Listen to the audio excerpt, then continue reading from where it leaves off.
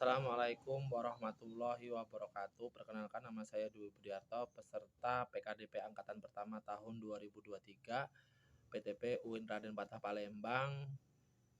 Di sini saya akan menampilkan media interaktif yang berjudul Manajemen Pusat Sumber Belajar. Mari kita lihat slide berikutnya.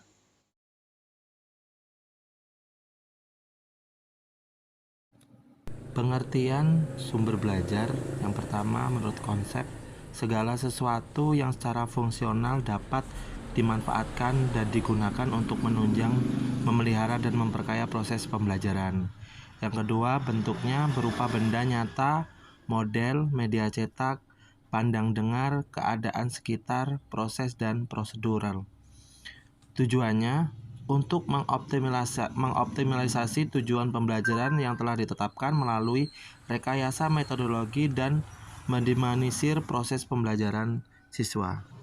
Proses pembelajaran dan sumber belajar. Ada proses pembelajaran terbatas oleh ruang dan waktu serta tingkat kesiapan siswa selain kemampuan guru dalam mempresentasikan bahan. Ketersediaan sumber belajar membuka peluang bagi siswa untuk memperpanjang waktu belajar secara mandiri dan memperdalam kajian terhadap bahan ajar. Selanjutnya yaitu mendorong siswa untuk belajar dengan pendekatan mode of inquiry dan mode of experience.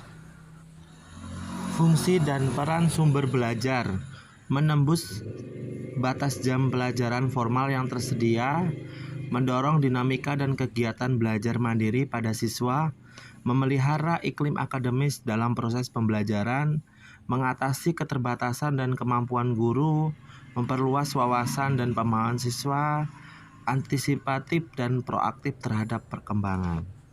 Di sini ada ragam sumber belajar, ada bahan tercetak, bahan dengar pandang, model atau benda nyata, hidup atau benda mati. Instrumen, ada lembaga atau institusi, kemudian juga lingkungan. Lingkungan juga bisa menjadi media sebagai sumber belajar. Di sini ada contoh yang bisa dijadikan media sumber belajar. Yang pertama yaitu ada ruang kelas. Ruang kelas juga sebagai tempat untuk belajar siswa, dan di dalam kelas itu juga terdapat guru, siswa, siswi yang bisa menjadi media pembelajaran juga, maupun perangkat-perangkat pembelajaran yang ada di kelas. Kemudian di situ ada lingkungan juga bisa menjadi pusat sumber belajar, yaitu contohnya itu ada tanaman semangka, di mana bisa menjadi proses pembelajaran, di mana bisa dilihat secara langsung buah semangka itu seperti apa, proses pertumbuhannya seperti apa. Berikut contoh sumber belajar, yaitu ada perpustakaan ya. Ada perpustakaan di mana perpustakaan berfungsi sebagai tempat untuk mencari sumber referensi, tempat untuk mengkaji ilmu-ilmu yang lain, baik pendidikan maupun non-pendidikan, juga bisa menambah wawasan pengetahuan kita, di mana seperti pepatah, dengan kita membaca kita tahu dengan dunia, ya, seperti itu. Artinya dengan membaca, pengalaman dan wawasan kita semakin luas. Walaupun kita belum bisa berkeliling dunia, dengan membaca kita tahu tentang keadaan dunia. Contoh berikutnya yaitu lingkungan alam. Ini contoh persawahan ya. Anak-anak bisa diajak langsung ketika di lingkungan sekolahnya terdapat lingkungan yang bisa menjadi sumber belajar, bisa melihat pertumbuhan dan perkembangan padi seperti apa, lahannya seperti apa, pengolahan lahannya, dan juga kita bisa mengamati apa saja hewan yang ada di sekitar tumbuhan tersebut. Jadi lingkungan juga bisa dijadikan media. Tentu dalam pemilihan sumber belajar di sini harus memperhatikan yang pertama ketersediaan keberagaman sumber belajar dan narasumber, kemudian ketersediaan dan keterjangkauan harga dan fasilitas, keterkaitan fungsional dan proses pembelajaran di sekolah, kemampuan mengkajian dan jenis, jumlah, dan keseimbangan bahan sumber belajar yang ada. Jadi dalam pemilihan sumber belajar juga harus diperhatikan. Pengorganisasian sumber belajar. Pertama, menjaga ketertiban dan keteraturan dalam penyimpanan. Selanjutnya, menjaga keamanan dan pemeliharaan barang, memudahkan penggunaan dan pemberian layanan, mengoptimalkan pemakaian dan efisiensi proses pembelajaran. Selanjutnya, memudahkan bagi keperluan inventarisasi, evaluasi, dan pengembangan. Lembaga sumber belajar ada dua, yaitu internal dan eksternal. Internal lembaga yaitu perpustakaan, laboratorium, bengkel kerja, kebun percobaan. Kemudian dari pihak eksternal lembaga yaitu lembaga di masyarakat, formal, informal, dan non formal, serta organisasi dan perseorangan. Pengelolaan kelembagaan yaitu organisasi makro, lembaga penaung, unit operasional layanan, titik dan bentuk layanan yang disediakan, koordinasi operasional layanan antar unit kerja lembaga, koordinasi fungsional antar unit kerja.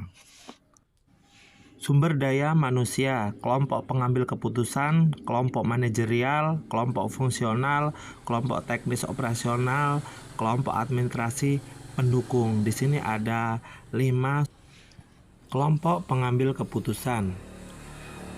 Yang pertama, pihak-pihak yang secara fungsional dan struktural bertanggung jawab atas berbagai kebijakan lembaga, termasuk berfungsinya sumber belajar secara formal.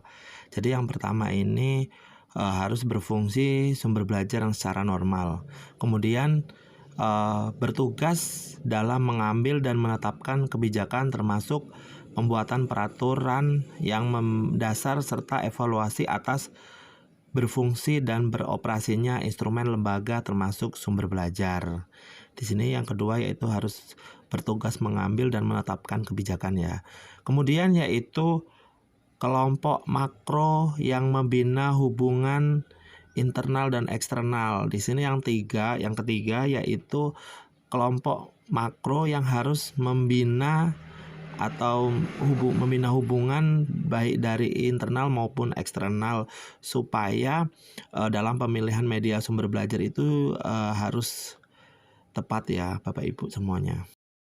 Selanjutnya yaitu kelompok manajerial, di mana kelompok manajerial ini juga mempunyai 3 bagian. Yang pertama yaitu pihak-pihak yang secara fungsional bertanggung jawab atas berfungsinya sumber belajar secara optimal dan berkesinambungan. Jadi harus bertanggung jawab atas berfungsinya sumber belajar tersebut. Yang kedua yaitu bertugas dalam mengambil kebijakan operasional, memfasilitasi, mendukung, memelihara, mengevaluasi kinerja operasional lembaga. Jadi yang kedua yaitu mengambil kebijakan tentang operasional. Kemudian yaitu kelompok dalam hubungan antar lembaga. Jadi yang ketiga di mana di kelompok manajerial juga harus membina dalam hubungan antar lembaga. Tadi sudah dijelaskan yaitu baik lembaga yang internal maupun eksternal. Baik contohnya tadi ada perpustakaan, laboratorium dari pihak internal, kemudian dari pihak eksternal yaitu ada masyarakat yang ada di sekitar kita ataupun di lingkungan kita. Terima kasih saya ucapkan kepada mahasiswa dan Bapak Ibu semuanya. Semoga media interaktif ini yang berjudul Manajemen Pusat Sumber Belajar dapat bermanfaat dalam proses pembelajaran dan perkuliahan, sehingga mahasiswa-mahasiswi dapat memahami materi tersebut dengan baik dengan mengucap wabillahi taufiq walhidayah. Wassalamualaikum warahmatullahi wabarakatuh.